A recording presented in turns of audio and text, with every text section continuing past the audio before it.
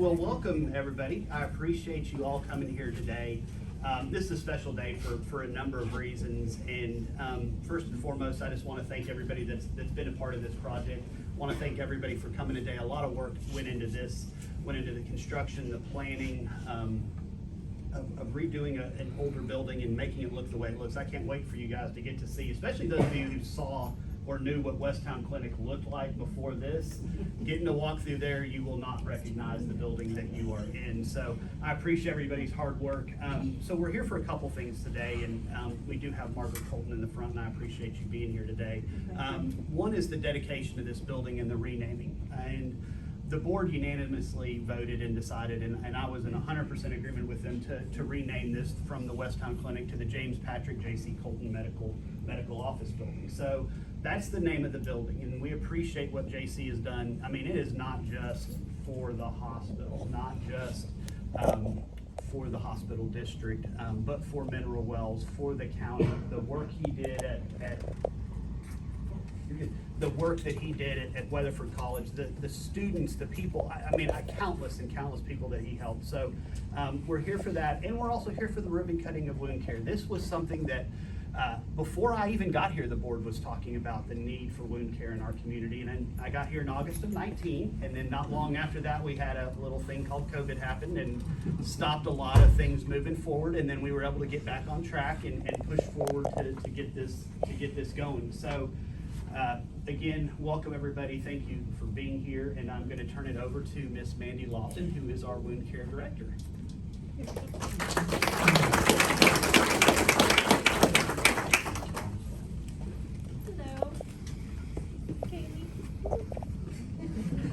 She was trying not to get out of it, but that wasn't allowing it. Dr. Siddiq, would you like to come up as well? Well, thank you all for being here. We opened on March 26th, 9 weeks ago. We've seen 33 new patients and healed 6 so far. We use many advanced modalities. I'm sure everybody's heard about our hyperbarics, and that's what we're excited to show you. Kaylee is our hyperbarics director. She is the expert on that, and she'll be telling you about it momentarily. Sure, I will. I told her, I warned her. We also, one of the unique parts about having a wound care center is that we have the ability to use resources that other clinics don't. Some of the things we use here are weekly debridements. Not very many clinics can fit you in weekly to do treatments. That's one of the things we do here. We see you weekly and treat you.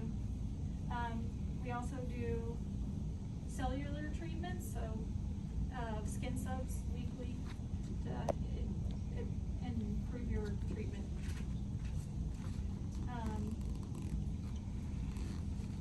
Some of the things that we work on a lot is this week we inherited a lot of burns due to the recent holiday. We got 4 new burns this week, so that'll happen again after 4th of July.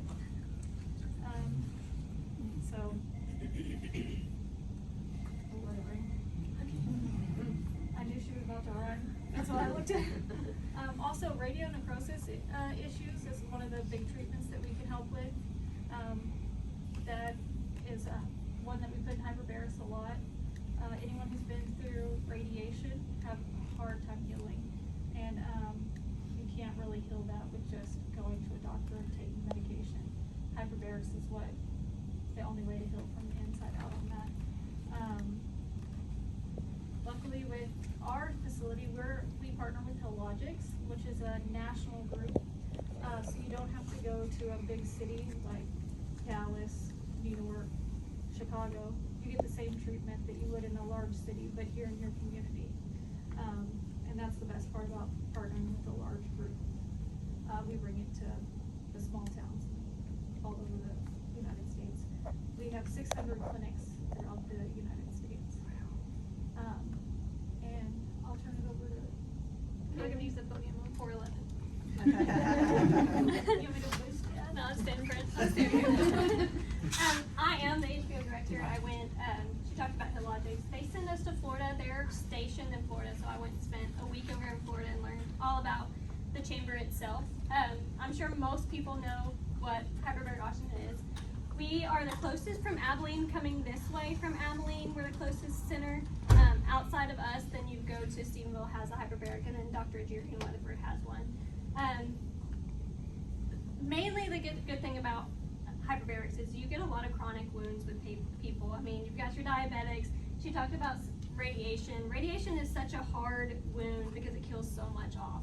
And so when we stick them in the chamber, it is 100% oxygen being forcefully pumped into their bodies. That's like, we talk about diving, that's exactly what we talk about, and how we chart it when we talk about hyperbarics. So I'm putting you in, it's called like diving you about 40 meters under the water pressure-wise.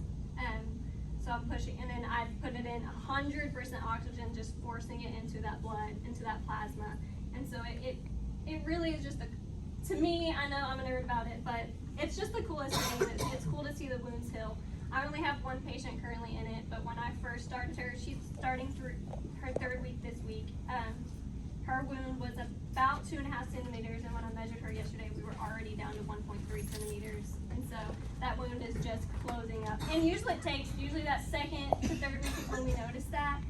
But it's just so cool to see, and it's such an amazing thing to have. My background is mainly in home health, so I know a lot about wounds, and I know a lot about this area needing this clinic so badly, so I'm so excited to be a part of it, and just so excited to have this in this area. And I've already witnessed how much we can do and just the population that we're getting in it, and we're just so grateful for it. Does anyone have any questions about hyperbarics? I have a question. Yeah. What's the max depth that you can dive at?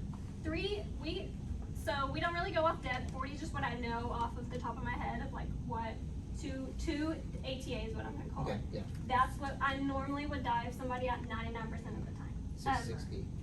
Yeah. So the highest I can go is called 3 ATA. Okay.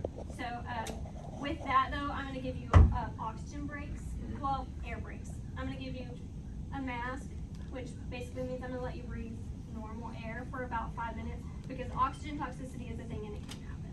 But How do you account for nitrogen narcosis? say that again. Nitrogen narcosis? for That's why venous? we do oxygen breaks at 2.5 or higher. And what about for the when someone gets, if they experience some sort of, when you're bringing them back up to surface, if they experience some sort of like illness where you push them back down? No, I'm gonna leave them alone. Okay. That is a good question. Anytime I start noticing anything while I'm coming up or even going down, I'm just gonna stop.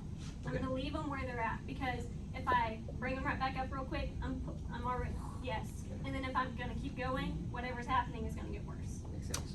Even seizing, so that's a good question, and we have a lot of protocols. There's a whole booklet in there. If y'all go to the chamber, I can show it to you guys, of all the different things that could happen.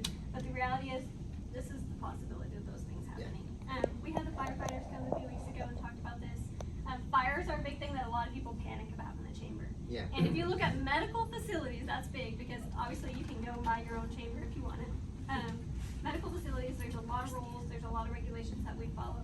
It's like a percentage, like 0.1% of fires actually happen. Not saying it doesn't, but if you follow the rules, it won't. But yeah. Is there anybody else? Is there agree done? Thank you. Good. Any other questions? I like public speaking, so you didn't want So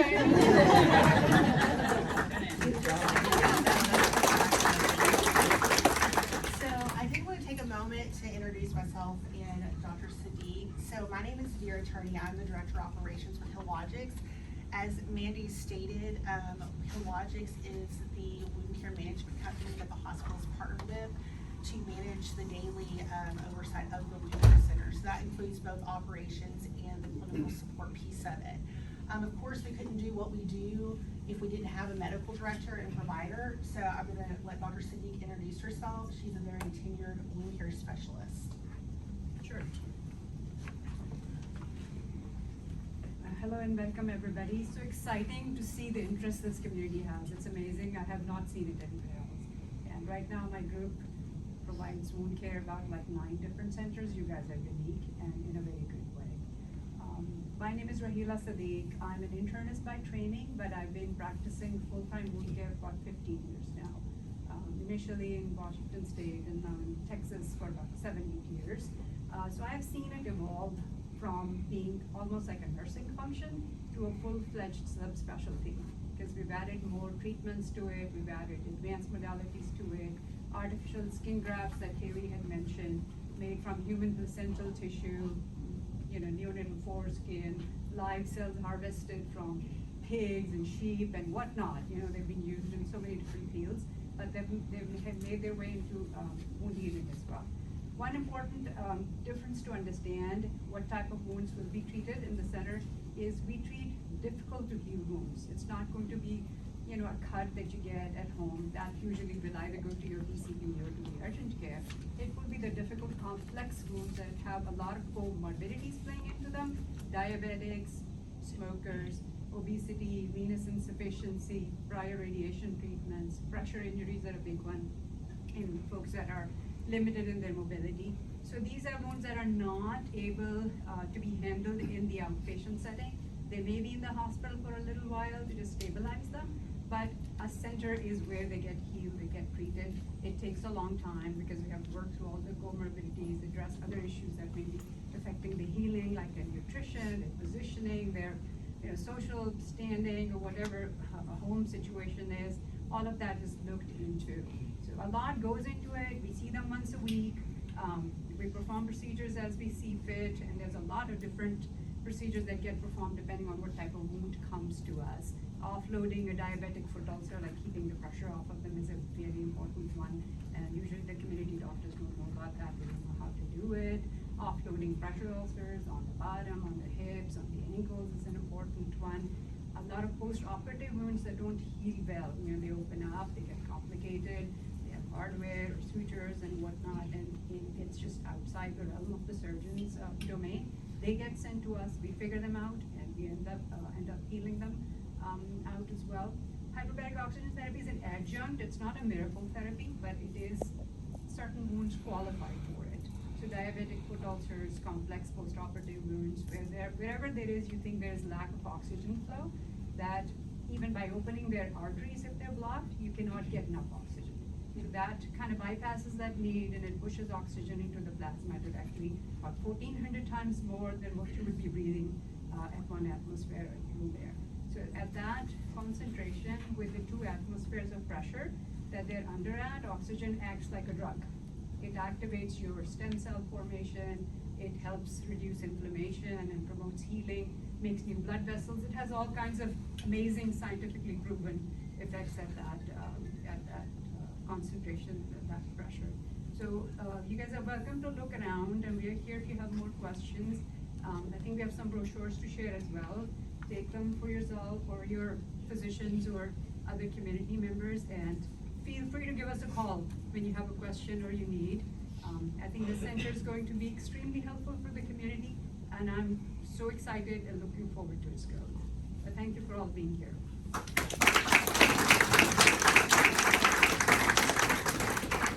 And then, if I could, Miss Kathy Boswell, if you come to one of our board members here, and she has a few words to say.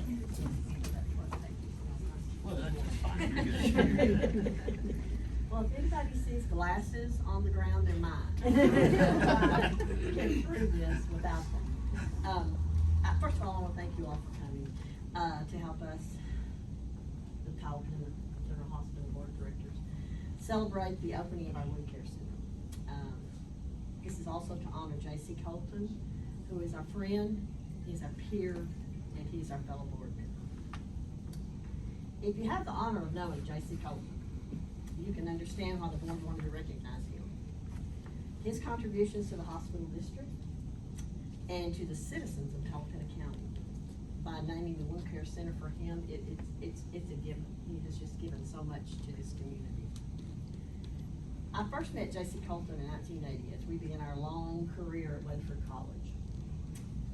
Working with J.C. and getting to know him, I recognized immediately the caliber of person he was and his passion for any job or responsibility that he took on. I was so impressed with him that I introduced him to his wife, my dear friend Margaret. And you know how that turned out. So I was elected to the board in 1992. It was upon the retirement of Dr. William McQuinn in 1998 that I approached JC at his office at Weatherford College. The political climate for hospitals, nothing has changed much.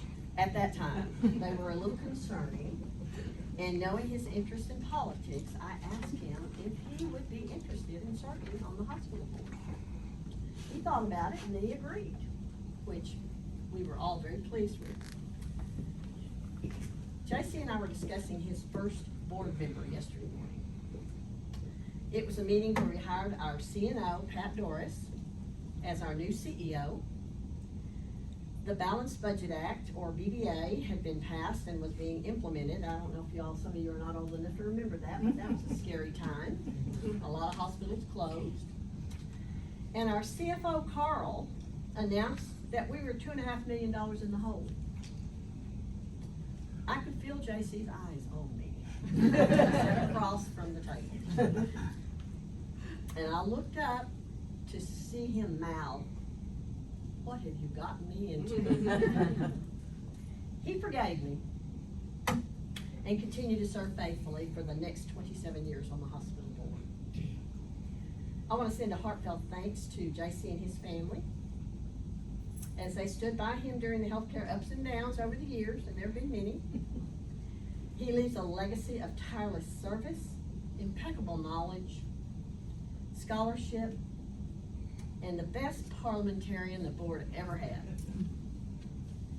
JC was unable to attend today due to ongoing health issues, but he wanted me to extend his thanks and gratitude to the board, the hospital staff, and the community for allowing him the opportunity to serve the hospital district.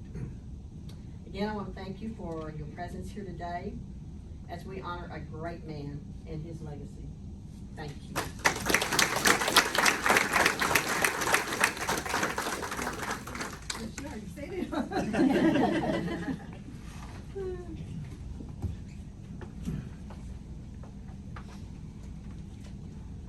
Well, my name is Margaret Colton, and this was such an honor for JC. He just was so surprised and so shocked to have this for him. And like she said, he joined the board in 1998, and when it was facing all these federal things, like she said, basically she has covered him pretty well as being, but he really is honored and thankful for the honor, and so am I. He and our family just are overwhelmed by it, and we really appreciate it. And all the employees and doctors and everyone that has worked with over the years, like Kathy Boswell being on the state board and for nursing, and Richard Dennis, who is on the National Association of Hospitals. They're wonderful people, and they were just great to work with, and so we greatly appreciate all of you. Thank you so much.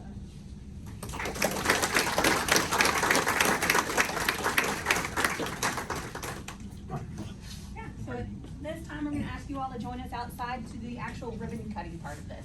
We ask everyone in the room to join us for a ginormous photo. And then after the ribbon cutting, we'll come back in. We have refreshments. Want to give folks tours. Thank you again to everybody being here. We'll get a.